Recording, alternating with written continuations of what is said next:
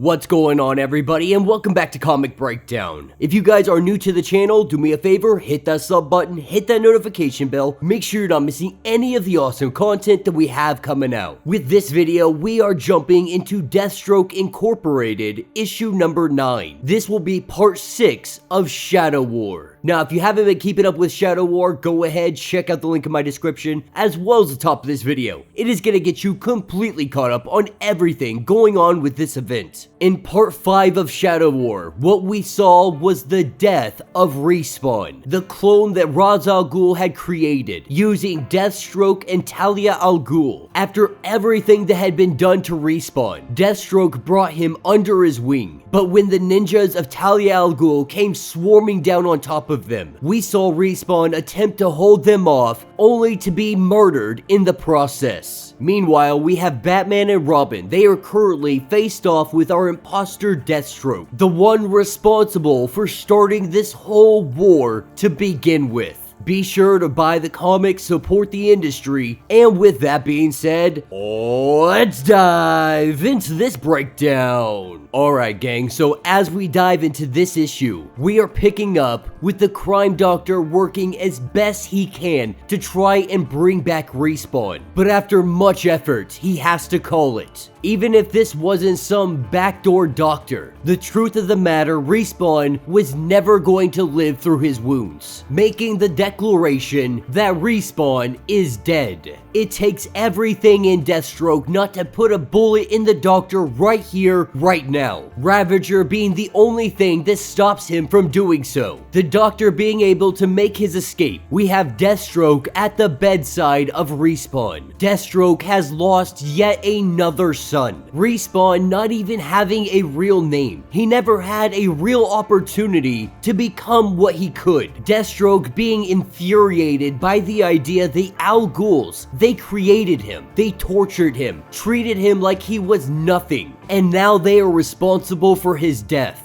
But Deathstroke knows exactly what he needs to do now. The Al Ghul family needs to be brought down. Every single last one of them. This is where we pick up with Batman, Robin, and our imposter Deathstroke. Batman trying to figure out what this guy's motives are altogether. He doesn't believe he's done anything necessarily bad. Yes, he killed Ra's al Ghul, but he also sees Ra's al Ghul as one of the greatest threats that Batman has never put down. He has attempted genocide for centuries. And by the looks of it, Batman was going to let him continue to attempt this. But this was only part of his mission. He wanted Talia and Deathstroke to destroy one another. Underneath his voice, Robin can tell that he is hiding an accent. He also seems very perplexed by the idea of having to wear this costume, saying that this is everything that he hates. It is a physical representation of his opposite, even going as far as saying that he has been under the command of Batman at one point in time. Breaking up this conversation, we see the imposter pull out a pistol and he starts unloading on Batman. The gun knocked out of his hand, he goes to make a run for it. And while he runs, he punches straight through a freaking rock wall. As this place starts to cave in on all of them, they have to make their escape, with our imposter Deathstroke being able to make his getaway. Batman and Robin are left here wondering what triggered that cave-in. There were no explosions. There were no triggers. And as Batman investigates, he's starting to get an idea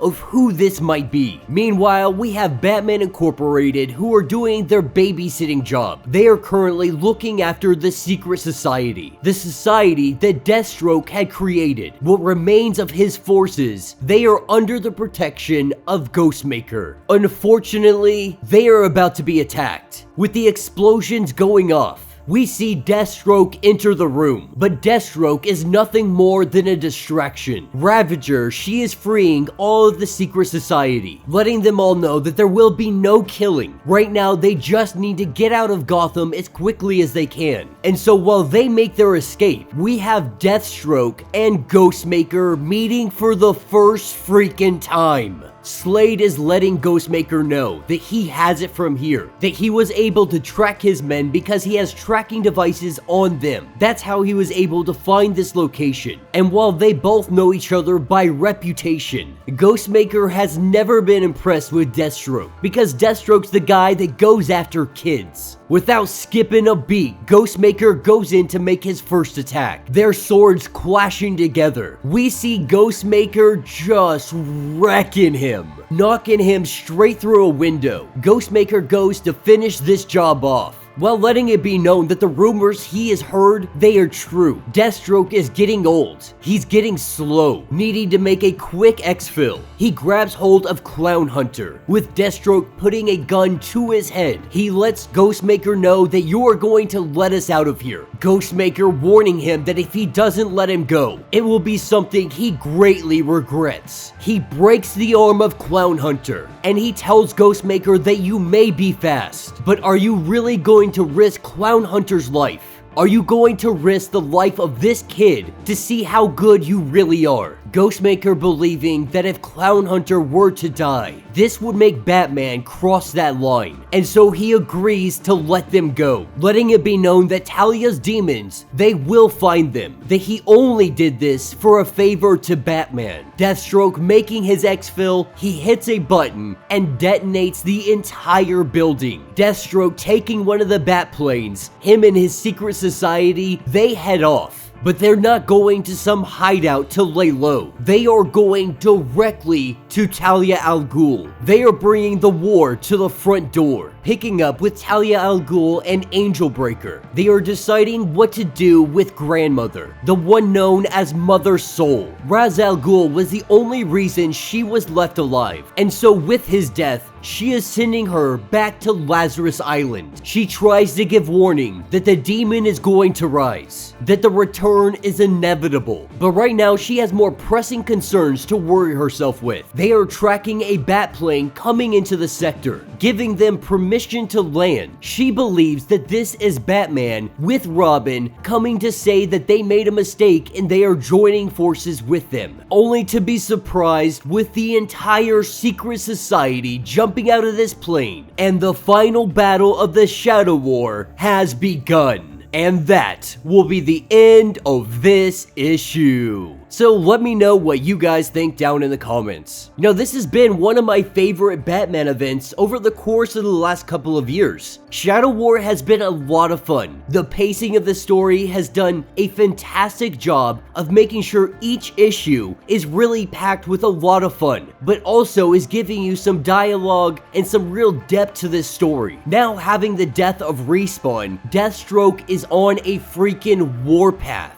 And while many people believe they know who this imposter Deathstroke is, they honestly have no idea what is about to come. And how about that standoff with Ghostmaker and Deathstroke? Now you could argue that Deathstroke, he more than anything just wanted to get out of this situation. But even in the little combat that they did have together, Ghostmaker had his freaking number. And like Ghostmaker said, Deathstroke is getting old. Batman is getting old. These heroes are no longer in their prime. While they can definitely lay down some hate, when you're going against the likes of Ghostmaker, you don't stand a freaking chance. And I think one-on-one, if these two were to go to the death, I gotta give it up to Ghostmaker. I really think that he is gonna be the one to just take everything. And I'm excited that Ghostmaker, he's getting a more prevalent role throughout all of this. I believe the Batman Annual is coming up, and we're gonna learn how he